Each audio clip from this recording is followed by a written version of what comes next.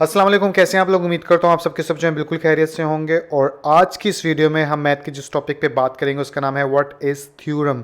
कि थ्योरम जो है वो किसे कहा जाता है। तो पहले मैं डेफिनेशन लिखने के बाद कॉन्सेप्ट आपको बताऊंगा इस वीडियो में, और उसके बाद एग्जाम्पल के थ्रू समझाऊंगा। तो आई होप आप लोगों को समझ में आ जाएगा। तो चलिए सबसे पहले इसकी डेफिनेशन लिखता हूँ यहाँ पर। तो ये लिख ली मैंने डेफिनेशन। इसको पढ़ लेता हूँ कि इसमें क्या कहा जा रहा है। कि इट्स स्टेटमेंट के थ्योरम जो है एक स्टेटमेंट का नाम है date has become a rule, जो कि मैथ के अंदर एक रूल की तरह काम करता है। क्योंकि ठीक है, it's proven to be true, इसे दुरुस्त साबित किया जा सकता है। आसान लफ्ज़ों में बताऊं तो थ्योरम का वर्ड जहां पर भी आए तो आपके माइंड में ये आना चाहिए कि एक मैथमेटिकल रूल है या एक ऐसी स्टेटमेंट या बात है जिसको हम सही साबित कर सकते हैं।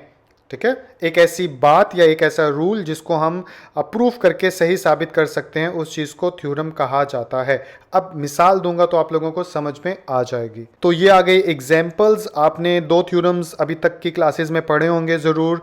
एक पैथागोरस थ्योरम या पैथागोरियन थ्योरम भी कहा जाता है इसे, और एक ट्राई एंगल सम थ्योरम। तो ये दो थ्योरम को, वैसे काफ़ी सारे थ्योरम होते हैं अब, लेकिन हम इस वीडियो में इस दो थ्योरम की मदद से ही कॉन्सेप्ट को समझ लेंगे।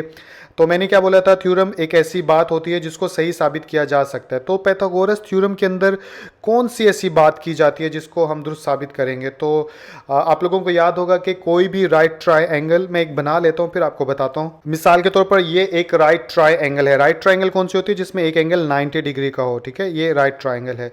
तो इस पैथागोरस थ्योरम क्या बोलता है? वो ये बोलता है कि जो हाइपोटेनस, यानी जो राइट ट्राइंगल में सबसे बड़ी साइड होती है, उसे हाइपोटेनस कहा जाता है। तो पैथागोरस थ्योरम ये बोलता है कि जो हाइपोटेनस है, जैसे इसको अगर सी का नाम दे दूं, उसका स्केयर जो होता है वो बाकी दो साइड्स के सम के स्केयर के बराबर होता है। ठीक है, लिख के दिखाऊंगा तो आप लोगों को याद भी आ जाएगा। जैसे इधर लिख देता हूँ, पैथागोरस थ्योरम के अकॉर्डिंग सी स्केयर जो होता है वो बराबर होता है ए स्केयर प्लस बी स्केयर।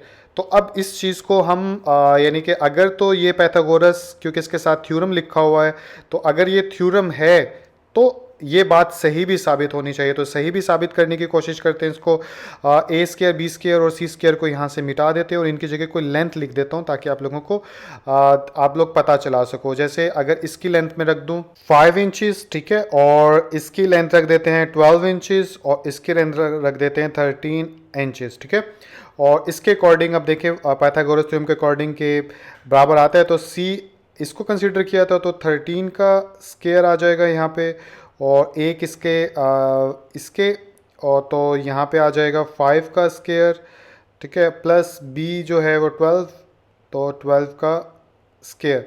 ठीक है, आगे चलें तो 169 आ जाएगा, इसका इसका 25 आ जाएगा, इसका 144 आ जाएगा। स्केयर लेंगे तो 144 में जब 25 ऐड करोगे तो कितना बन जाएगा? 169, और इधर पहले से 169। तो आप देख सकते हो पाइथागोरस थ्योरम जो कि ये कहता था कि किसी भी राइट ट्राइंगल के यानी कि जो हाइपोटेनस वाली साइड होती है उसका स्केयर जो है बाकी दोनों लेग्स या साइड्स के स्केयर्स के सम के इक्वल होती है। तो वो चीज़ हमने यहाँ पे प्रूव करके देख ली। तो इट्स मीन के इसे इस पाइथागोरस के साथ थ्योरम का वर्ड ऐड किया जा सकता है।